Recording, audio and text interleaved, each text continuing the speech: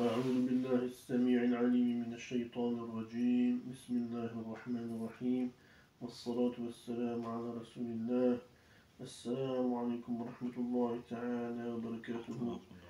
Chers sœurs en islam, nous vous saluons tout d'abord avec la salutation de l'islam. Assalamu alaikum wa rahmatullahi ta'ala wa barakatuh. Nous demandons à Allah subhanahu wa ta'ala sa protection contre Satan le lapidé. Que Allah subhanahu wa ta'ala nous accepte et qu'il nous donne la bonne compréhension. Après avoir remercié Allah subhanahu wa ta'ala et fait la prière sur le prophète Muhammad sallallahu alayhi wa sallam, nous allons entamer aujourd'hui la 27e leçon de Salat wa Zakat. Nous disons qu'Allah subhanahu wa ta'ala est le seul qui peut nous permettre l'accomplissement. Nous disons que l'esclave doit craindre son maître, qui est Allah subhanahu wa ta'ala, et qu'il doit le craindre dans le visible comme dans l'invisible. Nous demandons la paix sur le prophète Muhammad sallallahu alayhi wa sallam, qui est le seul qui va intercéder pour nous au jour de la résurrection. Que Allah accorde la paix à notre prophète Muhammad sallallahu alayhi wa sallam et à ses compagnons, sa famille, ses compagnons, et tous ceux qui le suivent jusqu'au jour de la résurrection. Nous demandons la miséricorde d'Allah subhanahu wa ta'ala pour tous ceux qui nous ont précédés. Chers frères et sœurs en islam, les savants ont dit que le sirat, c'est-à-dire le pont sirat, a été partagé par Allah subhanahu wa ta'ala. Le sirat est un pont, le pont où les gens vont traverser pour aller au paradis ou à l'enfer. Allah subhanahu wa ta'ala nous dit dans la sourate 19, Maryam, au verset 71, وَإِن مِّنكُمْ إِلَّا وَارِدُهَا كَانَ عَلَى رَبِّكَ حَتْمًا مَقْضِيًّا. Allah subhanahu wa ta'ala nous dit, et il n'y a personne parmi vous qui ne passera pas par l'enfer. C'est là un arrêt irrévocable de ton Seigneur. Donc nous allons tous devoir passer par ce pont si nous souhaitons accéder au paradis. Les savants disent que le sirat a été divisé en 7 parties. Nous parlons de cela afin de craindre Allah subhanahu wa ta'ala pour nous et pour vous. Le sirat ne se traverse pas avec la paresse ni la crainte de Allah ta'ala. Donc pour pouvoir traverser le sirat, il faut la crainte de Allah subhanahu wa ta'ala. Chers frères et sœurs en islam, le sirat est un pont dans l'obscurité totale. Si on mettait toutes les lumières de ce monde, cela ne changerait rien. La lumière qui va nous servir ce jour-là, au jour de la résurrection, c'est la lumière acquise ici-bas, dans ce bas monde, avec nos actions. C'est aujourd'hui que nous pouvons renforcer, compléter et acquérir cette lumière. Mais après la mort, nous ne pourrons plus acquérir cette lumière. Que Allah subhanahu wa ta'ala nous donne la compréhension. Les savants disent donc que le sirat a été partagé en 7 parties et la longueur du sirat fait 10 000 années de marche. 10 000 années de marche pour le traverser. C'est très très long. Les savants nous disent que le sirat que Allah subhanahu wa ta'ala a créé avant de rentrer dans le paradis ou dans l'enfer, c'est un pont. Et on ne peut pas aller au paradis ou en enfer sans passer par cela. L'homme qui veut aller au paradis doit forcément passer par le sirat. Donc l'homme va craindre de tomber dans l'enfer. Le but et l'objectif pour le croyant, il va voir que s'il n'avait pas travaillé ici-bas, il risquerait de tomber dans l'enfer. Et il va donc louer Allah subhanahu wa ta'ala et le remercier. Allah ta'ala dit dans le Coran que celui qui va échapper, que celui qui a échappé de tomber dans l'enfer, alors vraiment celui-là il a gagné. Allah subhanahu wa ta'ala nous dit dans la sourate Ali Imran, la sourate numéro 3, la famille de Imran, au verset 185. Allah ta'ala dit فَمَنْ زُحْزِحَ عَنِ النَّارِ وَأُدْخِلَ الْجَنَّةَ فَقَدْ فَازَ. Quiconque donc est écarté du feu et introduit au paradis a certes réussi. Et Allah Ta'ala nous dit وَمَا الْحَيَاةُ الدُّنْيَا إِلَّا مَتَاعُ الْغُرُورِ.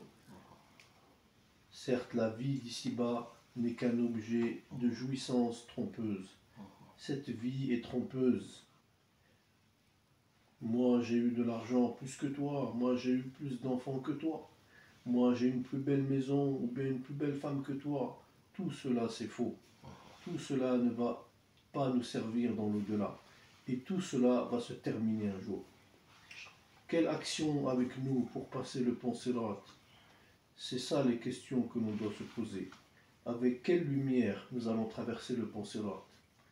Dans quel groupe allons-nous faire partie? Il a été dit que les groupes sont divisés en 7 parties. Le premier groupe sont ceux qui vont passer le pont Sirat comme le cheval, au galop. Le deuxième groupe sont ceux qui vont passer le pont Sirat comme la lumière du tonnerre. Le troisième groupe sont ceux qui vont passer le Sirat comme l'éclair, à la vitesse de l'éclair. Le quatrième groupe sont ceux qui vont passer le Sirat comme le vent, ou bien la tempête. Que Allah subhanahu wa ta'ala nous facilite de passer le Sirat sans tomber dans l'enfer.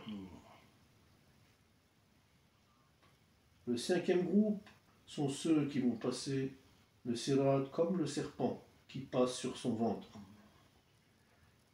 Nous avons aussi le sixième groupe de ceux qui vont passer le Sirat comme quelqu'un qui frotte sur ses fesses. C'est-à-dire qu'il se met assis, il essaie d'avancer avec ses pieds devant et il traîne sur son derrière, en avant pour passer. Et il avance tout doucement, du fait de la peur de tomber. Enfin, la septième catégorie, c'est le groupe de ceux qui vont marcher, mais lentement, pas à pas, tout doucement, par peur et par crainte de tomber. Voilà les 7 catégories des personnes qui vont traverser le pont Sirat. Que Allah subhanahu wa ta'ala nous accorde un passage rapide et facile sur le pont Sirat et qu'il nous épargne la chute et de tomber dans l'enfer. Allahumma amin.